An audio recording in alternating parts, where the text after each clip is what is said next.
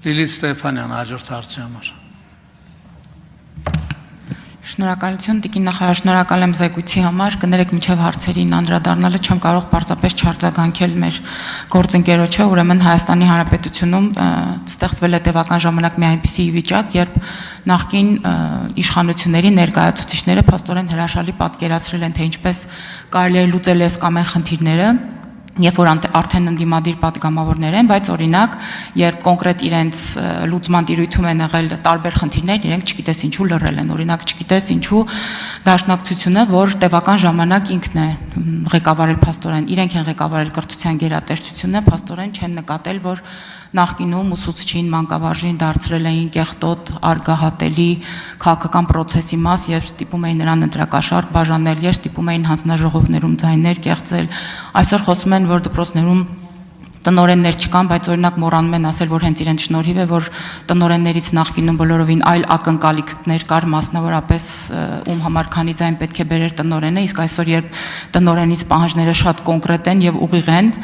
այսօր մենք տնօրենների խիստ պակաս ունենք, դե չգիտեմ ինչու է այդպես, կամ գիտեմ ինչու է այդպես, բայց դա արդեն այլ քննարկման հարց է եւ ձեզ հարցեր ունեմ Տիկին նախարար վերջին կառավարության վերջին նիստի ժամանակ վարչապետը խոսեց արհեստական բանականության մեծ կենտրոնի մասին, որ ներդրումներով է ֆինանսավորվելու ես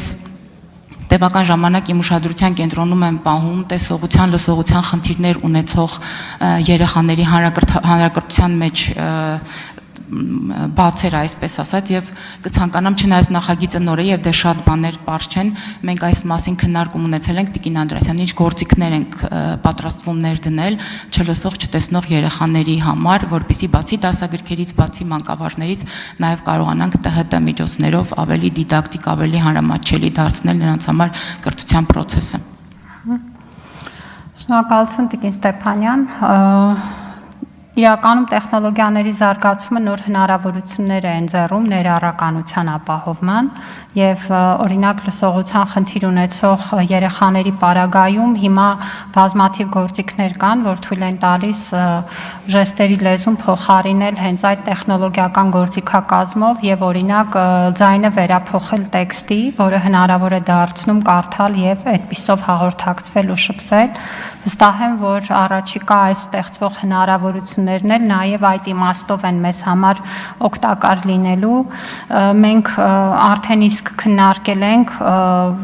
առաջիկա մի քանի անելիքներ այս ուղղություններով։ Գիտեք, որ հատուկ դպրոցներն էլ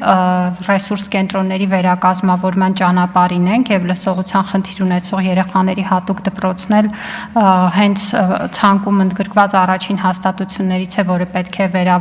ձևակերպի ռեսուրս կենտրոնի եւ հիմնական գաղափարը նաեւ այն է, որ ռեսուրս կենտրոնը պետք է աջակցի մեր մյուս դպրոցներին ապահովելու այդ ներառականության միջավայրը, այո, մենք ձեր հետ խոսել ենք այս մասին, խոսել ենք նաեւ Տիկին Բաթոյանի մասնակցությամբ մի քանի քննարկում է եղել ժեստերի լեզվի թարգմանիչների հետ կապված խնդիրների առնչությամբ եւ մանկավարժական համալսարանում առանձին ծրագիր կա, որը մշակվել է այս ուղղությամբ եւ իհարկե սա նաև մեդիա դաշտի համար կարևոր աշխատանք է, որովհետև տեսալսողական մեդիայի օրենսդրական փոփոխություններն էլ առաջացրել են նման մասնագետների պահանջ, լրացուցիչ ու առաջիկայում պիտի փորձենք այս լուծումները գտնել, այսինքն համակցելով տեխնոլոգիական նոր գործիքակազմերը, ժեստերի լեզվի թարգմանիչների պատրաստման ծրագրերի հետ եւ ինչ վերաբերում է այս երեխաների հետագա կրթությանը, թե ՄԿ-ու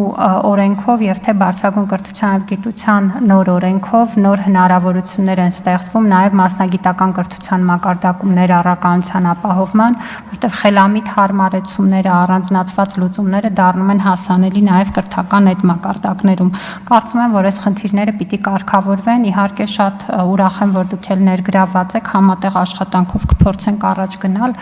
Իսկ մնացածը գիտեք, Տիկին Ստեփանյան,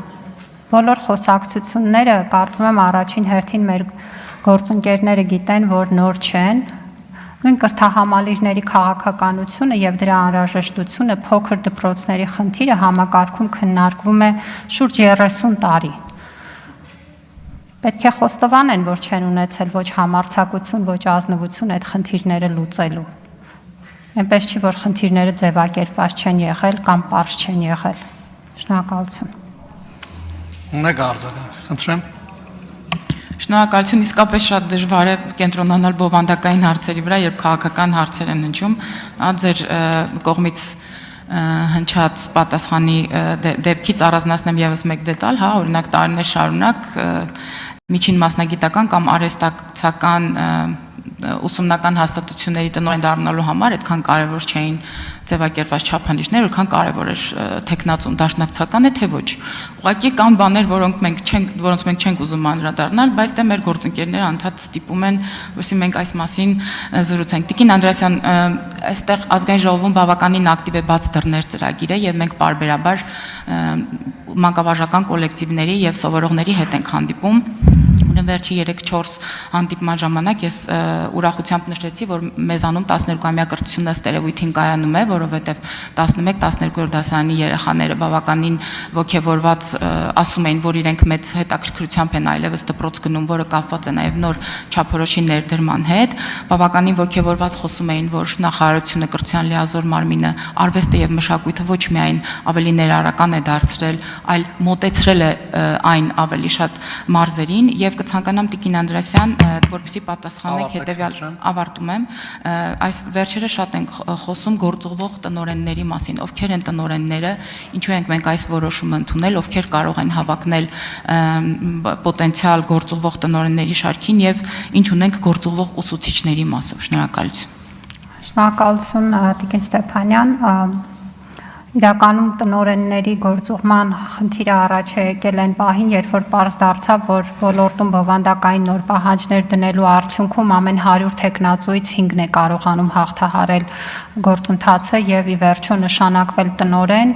եւ կան դպրոցներ, որտեղ մի քանի անգամ մրցույթ է անցկացվում եւ տնօրեն չեն կարողանում նշանակել համապատասխան կոմպետենցիաները եւ այդ պահանջները չբավարարելու արդյունքում իհարկե վերապատրաստման ծրագրեր ենք սկսել, որպեսզի ոլորտում կարողություններ զարգացնենք, բայց գործուղումը նաև դրել ենք հենց այսպիսի դեպքերի համար եւ գործուղումը նախատեսված է այն դպրոցներում, որտեղ 3 անգամ եւ ավել մրցույթը չի կայանում, այստեղ մենք հնարավորություն կունենանք փորձառու տնօրեն գործուղել, ով որ կկարողանա դպրոցը ոտքի կանգնեցնել եւ զարգացման ճանապարհով տանել, ուսուցիչների մասով